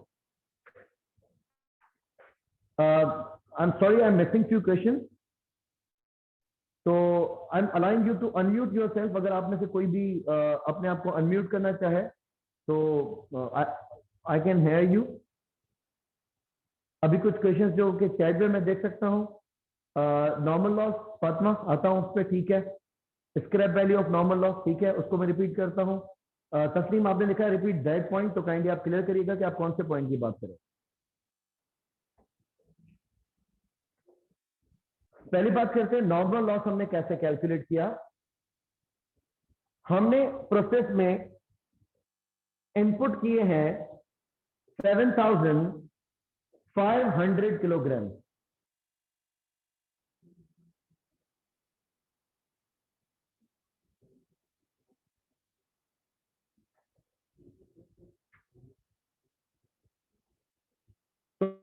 तो हमने इनपुट किए हैं 7,500 किलोग्राम। हमें लगता था कि इनपुट का 5% is expected to be wasted, जाया हो जाएगा। आप 7,500 का 5% कैलकुलेट करें,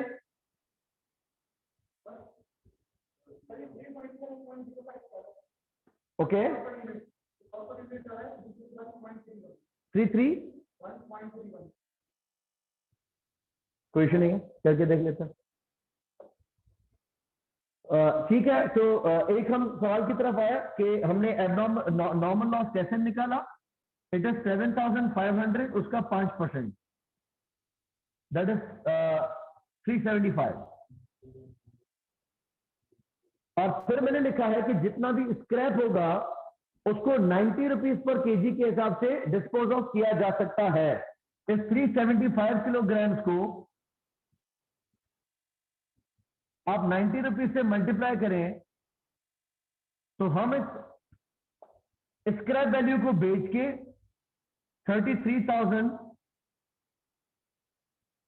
750 रुपीज रिकवर कर सकते हैं। ओके हाँ जी, नहीं ये ना 327 फॉर्मूला सामने लिखा हुआ है, 23,64,000 माइनस 33,750 डिवाइड बाय 7125, 327.05 सही है।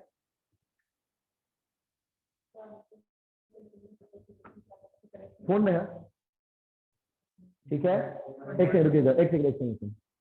दिस इज 2360, वापस करो, ठीक है, रखो देखो,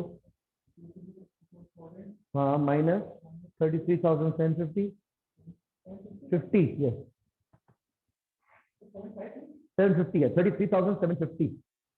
पहले ये करो, 375 मल्टीप्लाई बाय 90 करो,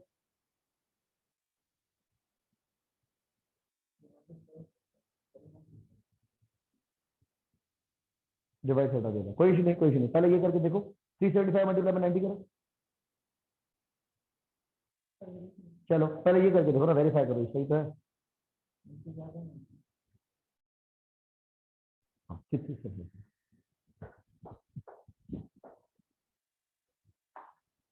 okay, I have allowed participants to use their mic, kindly सब ने यूज करिएगा, लेकिन you can be audible to me. अगर किसी को क्वेश्चंस करना है तो आप अपने आप को अनम्यूट करके मुझसे बात कर सकते हैं। Okay, so we have got two values, 32,89,350 हमारी इन्वेंट्री वैल्यू का हिस्सा बनेगा, और ये तब तक हमारी इन्वेंट्री में रहेगा जब तक ये यूनिट बिक नहीं जाते। लेकिन जो 40,881 है, अनफॉर्चुनेटली हम इनको जाया कर चुके हैं, और ये नुकसान हमारा इमीडिएटली प्रॉफिट और लॉस में जाएगा। क्लियर है? क्वेश्चन हटा दूं मैं?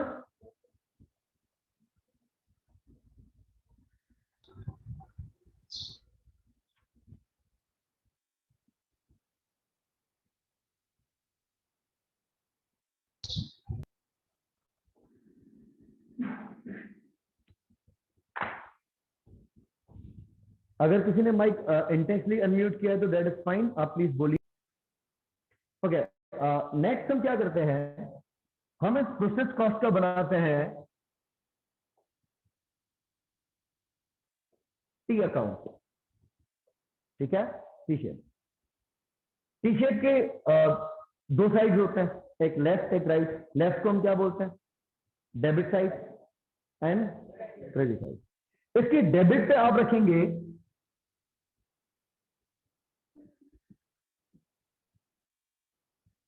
इनपुट, ठीक है, जो प्रोसेस में आपने इनपुट किया है, और क्रेडिट पे आप रखेंगे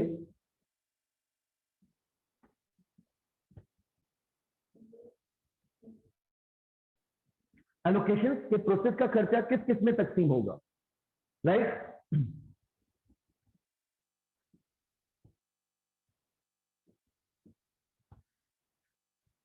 प्रोसेस में एक इनपुट हम क्या देते हैं, इसके हम दो सेक्शंस बनाएंगे, इसके पास एक रखेंगे क्वांटिटी और एक रखेंगे रुपीज। इनपुट हम क्या देते हैं,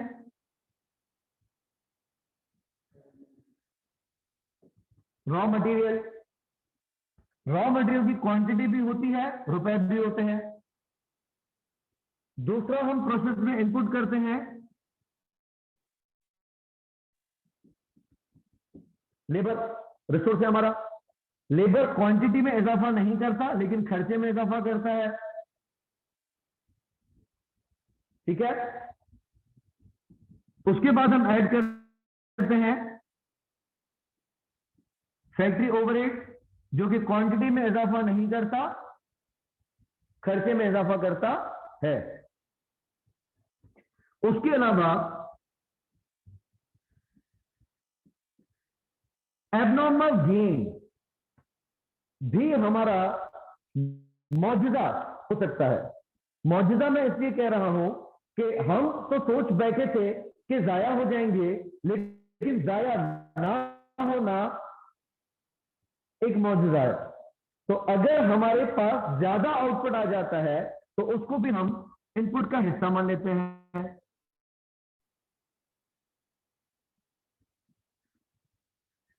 क्रेडिट साइड पे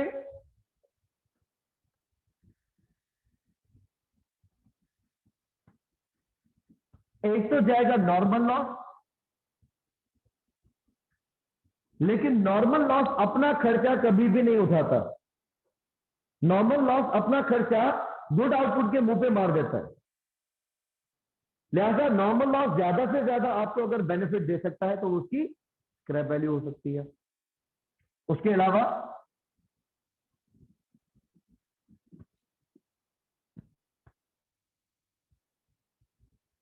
जो एक्चुअल गुड आउटपुट है, फिनिश गुड, वो प्रोसेस से अब बाहर आ सकते हैं। और उसके अलावा एबनॉर्मल लॉस भी हो सकता है, लेकिन एबनॉर्मल गेन और लॉस में से कोई एक होगा। एक ही टाइम पे दोनों नहीं हो सकता। So this is how we prepare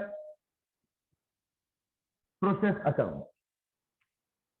debit पे हम रखेंगे इनपुट, जिसमें direct material and conversion cost आ सकती है और एबनॉर्मल गेन आएगा। और क्रेडिट साइड पे नॉर्मल लॉस, फिनिश गुड्स और एबनॉर्मल लॉस आ सकता है।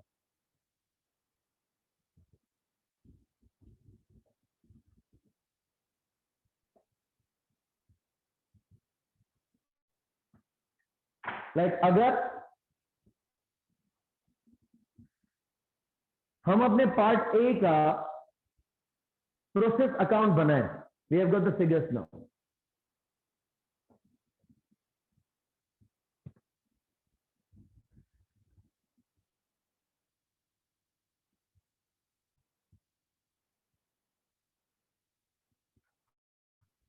We are going through a blending process.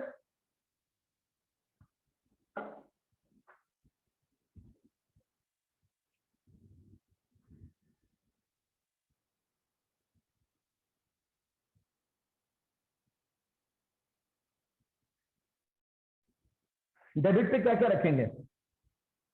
पहला, डायरेक्ट मटेरियल।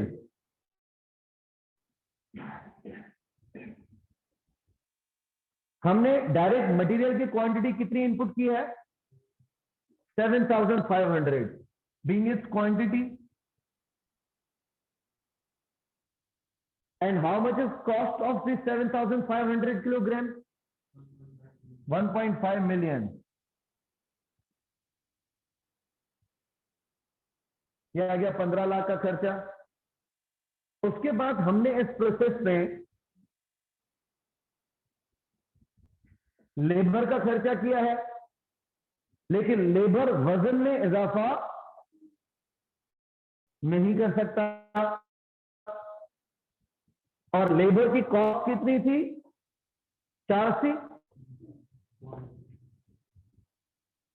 480,000। तीसरा हमने इसमें दिया है फैक्ट्री ओवरहेड।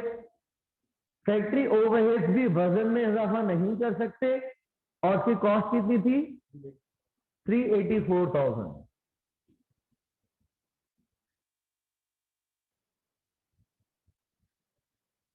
ठीक है। अच्छा, एबनॉर्मल गेन तो हमारे ए पार्ट में नहीं है। क्रेडिट साइड पे क्या आएगा? नॉर्मल लॉस,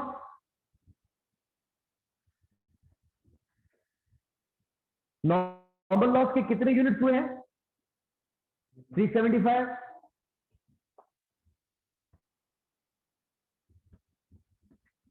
लेकिन नॉर्मल लॉस कभी भी अपना खर्चा भरेगा नहीं, लेकिन नॉर्मल लॉस की स्क्रैप वैल्यू आ सकती है, जो कि कितनी है? 33,750।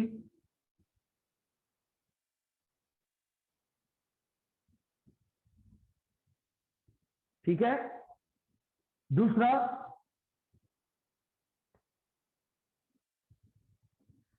Finish good. ए पार्ट में हमारे पास फिनिश गुड कितने हैं? 7,125।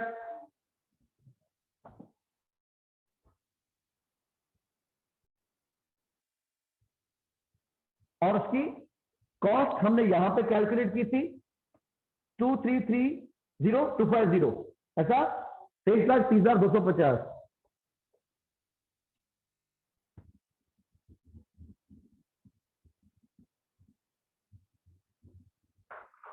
और ए पार्ट में एबनॉर्मल लॉस भी नहीं है। टोटल करते हैं, क्वांटिटी का टोटल करें तो सिर्फ एक ही फिगर है 7,500 की। खर्चे का टोटल करें तो 23,64,000 करेक्ट। क्रेडिट साइड की क्वांटिटी टोटल करें 7125 प्लस 375 मैच हो गया। और कॉस्ट को टोटल करें 2364।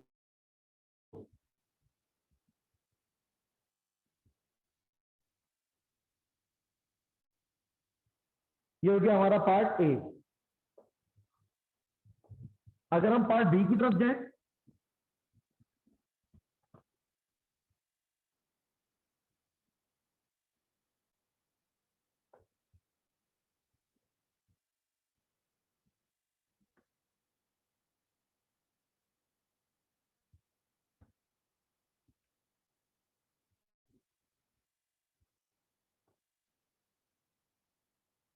तो डेबिट पे तो सेम चीजें हैं फिलहाल। Direct material, direct labour and factory overhead. Direct material की क्वांटिटी है 7,500। लेबर और फैक्ट्री ओवरहेड वजन में इजाफा नहीं कर सकते। मटेरियल का खर्चा 1,500,000। लेबर का खर्चा 408,000। फैक्ट्री ओवरहेड का खर्चा 384,000। इनका तो टोटल भी सेम बनेगा।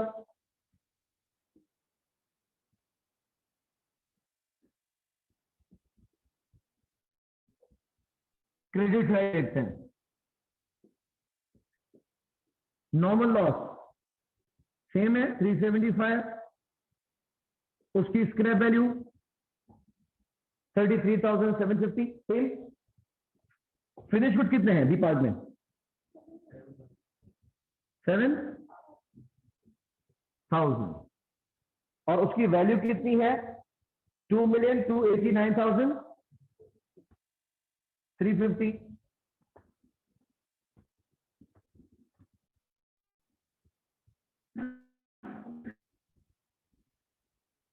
ठीक है। और इस केस में एबनॉर्मल लॉस भी है क्या? यस। कितने यूनिट का एबनॉर्मल लॉस है 125 केजीज का। और उसका खर्चा कितना था 40,881। यस।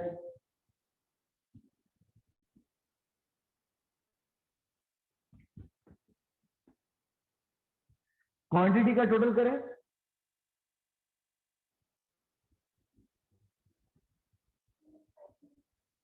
7,500 सेम है।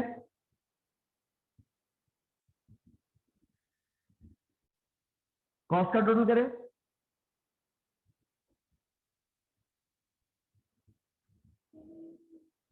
फर्क है सही है 23,63,981 करीबन 19 रुपए का फर्क है। ऐसा ये राउंड अप की वजह से है। एक बार मैं आपको दिखा देता हूं कि राउंड अप की वजह से कैसे डिफरेंस है।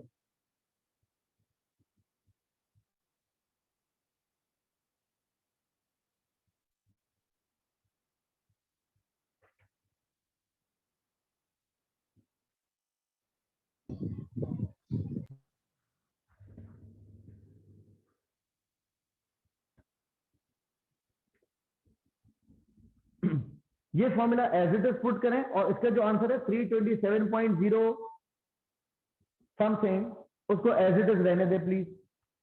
Use your calculator specifically scientific would be preferred. ये फॉर्मूला आने से आपका आंसर 327.056 ऐसे कुछ आ रहा था please.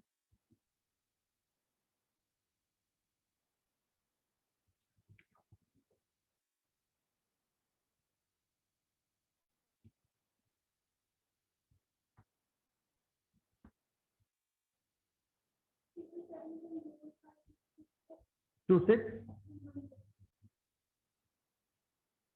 So this is the full figure actually.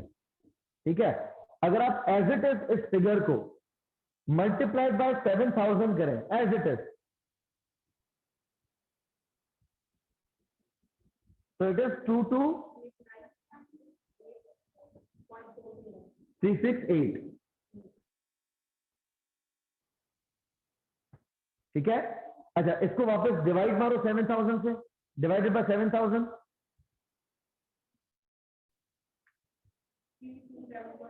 वापस आ गया। एंड मल्टीप्लाई करो 125 से,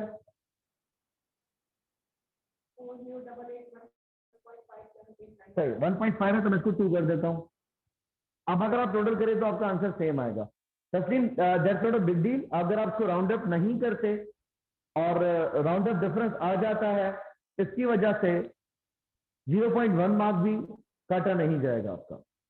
ठीक है, क्योंकि मैं पूरे एग्जाम में पैटर्न देखता हूं, तरीका देखता हूं, अगर वो बिल्कुल दुरुस्त जा रहा है तो मैं उसको फुजूल पनिश नहीं करता। ठीक है, तो यहां तो मैंने आपको सिखा दिया, ऐसे ही बता दिया कि ये राउंड अप डिफरेंस की वजह से था। अदरवाइज अगर आप इसको रखें तो ये फुल फिगर्स में फर्क इसका नहीं आएगा। लेकिन अगर आपका बैलेंस नहीं होता बाय नॉमिनल डिफरेंस, तो दैट इज एक्सेप्टेबल।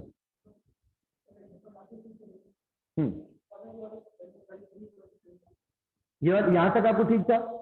तो मैंने बताया कि वैसे हमारा आंसर 327.05 था। ऑब्वियसली इतना बड़ा आंसर ना हम लिखेंगे ना बार बार टाइप करेंगे, this would be very time consuming. हाँ, अगर आप अपना फाइनल एक्सेल पे सॉल्व करते हैं तो दैट इज कंफर्टेबल। तो आपको क्योंकि हाथ से तो लिखनी नहीं है वैल्यू, आप उसको डेसिमल प्लेसेस में राउंड अप ना करना, आपके लिए आसानी हो जाएगी। लेकिन अगर आप मैन्युअली करते हैं तो ये बड़ी फिगर लेने की जरूरत नहीं है, आप इसको 327.05 लेके भी चला सकते हैं। ठीक है, अब हम इसको मल्टीप्लाई किससे करेंगे? इसको एक तो मल्टीप्लाई किया जाएगा फिनिश गुड से, दूसरा इसको मल्टीप्लाई किया जाएगा या तो एबनॉर्मल लॉस से या तो एबनॉर्मल गेन से। ठीक है, तो अगर हम इसको 327.05 ले रहे हैं तो फिगर्स में 19 रुपए का फर्क आ रहा है, जो कि मैंने कहा कि अगर हम फुल फिगर लें तो ये 19 रुपए का फर्क भी खत्म हो जाए। लेकिन एग्जाम में आप 19 रुपए का फर्क खत्म करें ऐसा कोई चीज जरूरी नहीं है, आप छोड़ दीजिएगा उस फर्क को। लेकिन अपने एंड से करेंगे तो आपको पता चलेगा। अगर आप अपना कॉन्फिडेंस सेटर ही नहीं रखेंगे, आपको डर लगेगा कि मुझसे गलत हो जाएगा, तो ऑब्वियसली आप कभी भी नहीं कर पाएंगे।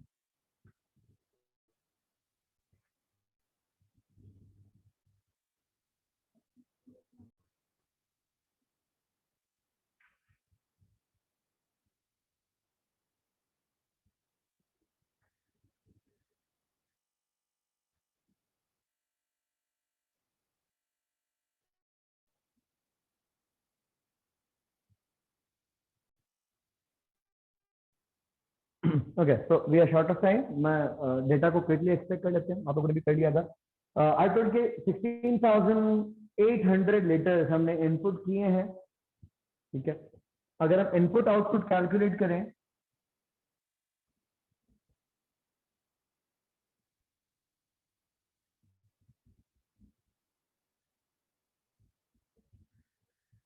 तो पार्ट ए में इनपुट हमने कितना दिया है? 16,800 litre. Same goes in case B, 16,800 liters.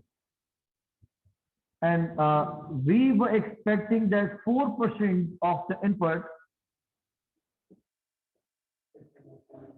673, 72, okay.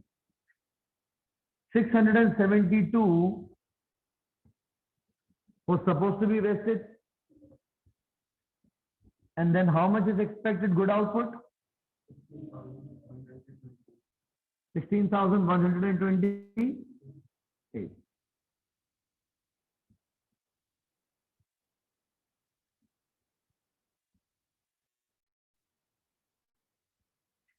and part A, our actual output is same, 16,128. Abnormal कितना है?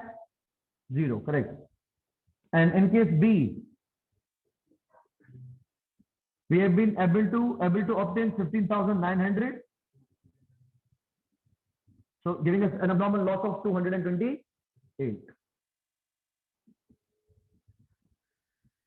ठीक है. Now let's calculate the cost.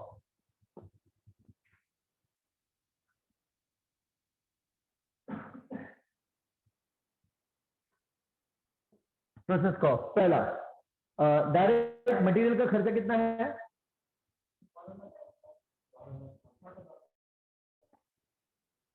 How come? 16,800 into 75. ठीक हो गया. कितना बताया आपने मुझे? 12 लाख. 12,60,000. Direct labour. अच्छा, अब मैंने थोड़ा कॉम्प्लिकेट किया. मैंने ये कहा कि labour work on 120 litres of input per hour, यानी लेबर ने 1 घंटे में 120 लीटर से काम किया और टोटल इनपुट कितना था? 16,800 लीटर. अगर 1 घंटे में 120 लीटर पे काम हो रहा है तो 16,800 लीटर पे कितने घंटों में काम होगा? ठीक है, ध्यान देना.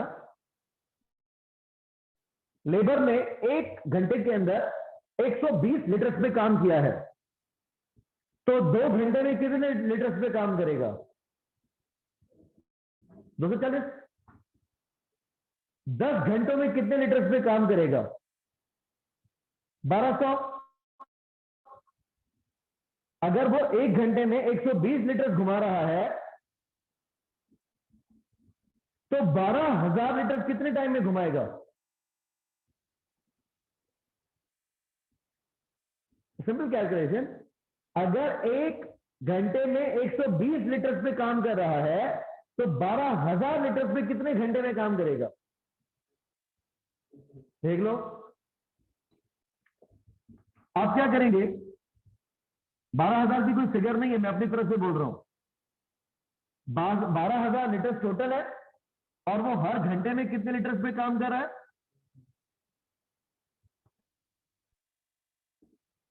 तो उसको 100 घंटे नहीं लगेंगे.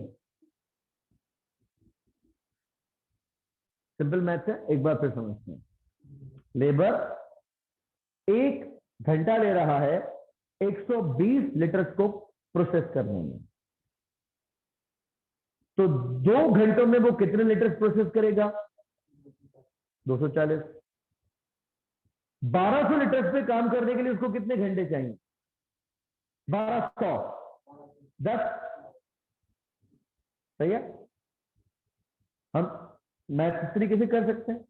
अच्छा, अब इसकी तो कोई सरफेर नहीं है तो मैंने ऐसे ही बोल दिया. एक्चुअली आपके पास इनपुट कितने लीटर का है? 16,800 लीटर का.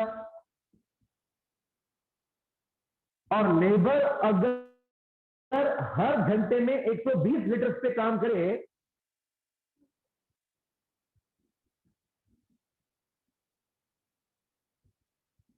तो उसको कितने घंटे चाहिए होंगे? 140.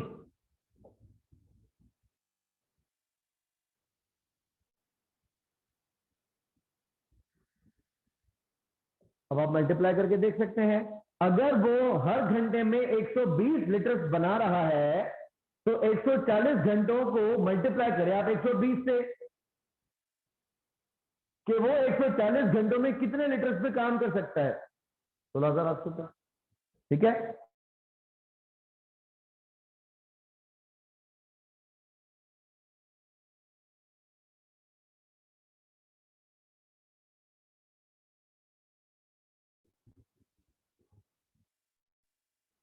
And how much have you paid labor for? 900 per hour. The cost is 1 lakh 26,000।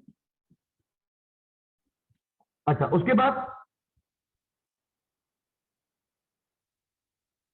Factory overhead that is paid as 430 rupees per labor hour। Labour our कितने वर्क हुए हैं?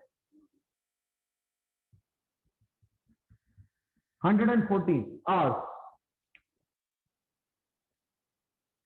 ठीक है। और एब्जॉर्प्शन रेट क्या है? 430 रुपीज पर आवर। कितना खर्चा हो गया?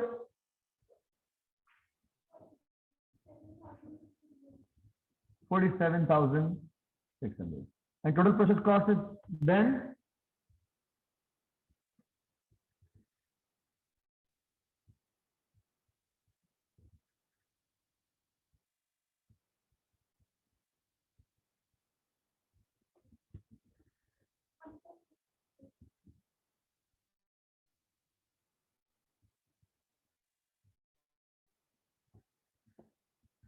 ये हमारी process cost.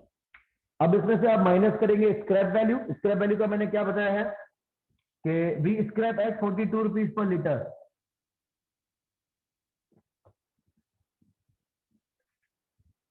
Scrap value of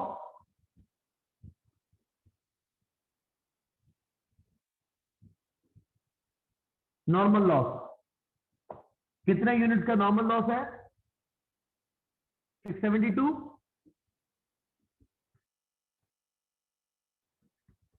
into 42 rupees per litre. कितनी कॉस्ट है?